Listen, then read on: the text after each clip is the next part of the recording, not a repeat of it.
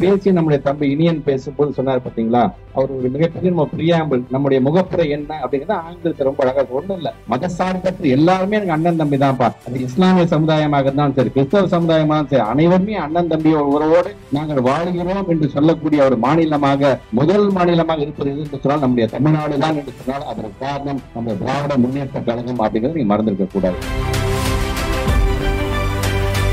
நம்முடைய திருவெரும்பூர் தொகுதி என்று வரும் பொழுது இன்னைக்கு யாருக்கு நாம் பிறந்த நாள் கொண்டாடுகின்றோமோ அவர் இன்னைக்கு பார்த்து நம்ம கேட்கறதுலாம் பாத்தீங்கன்னா அடுத்த நிமிஷம் முதலமைச்சர் போய் எடுத்து சொல்றாரு. சிவாகுடியை பொறுத்த வரைக்கும் பாத்தீங்கன்னா கிட்டத்தட்ட 56 கோடி ரூபாய் மதிப்பீடு ஒரு மிகப்பெரிய பள்ளிக்கூடத்தை கட்டி பிள்ளைங்களுக்கான கல்வி அறிவை கொண்டு போகணும்னு நாம பாக்குறோம். நம்ம இங்கே நம்ம ஒலிம்பிக் அகாடமி விளையாட்டு வீரர்களாக இருக்கிறாங்க, உங்களை நான் மேம்படுத்தினேன் என்று ஒலிம்பிக் அகாடமியை கட்டி தந்துட்டு இருக்கோம். நம்ம அடுத்தது சூரியூர்ல ஜல்லிக்கட்டுக்கான அந்த திடலை இன்னைக்கு நம்ம கட்டி கொண்டு இருக்கோம். தஞ்சாவூர் பஸ் ஸ்டாண்ட் நம்ம கொண்டு வந்துட்டோம். ஏற்கனவே சொன்ன மாதிரி 450 கோடி ரூபாய் மதிப்பீடுல பார்க்க கூட கொண்டு வர போகிறோம். அடுத்தபடியாக நம்முடைய பெருந்தலைவர் காமராஜர் பேர்ல ஒரு மிகப்பெரிய ஒரு நூலகத்தை இப்ப நம்ம கட்டிட்டு சொன்னாங்க. இப்படி ஒவ்வொன்றாக பார்த்து நம்முடைய திருச்சி மாவட்டத்துக்கு இன்னைக்கு திராவிட முன்னேற்றம் பல திட்டங்களை இன்னைக்கு செய்து கொண்டிருக்கின்றது.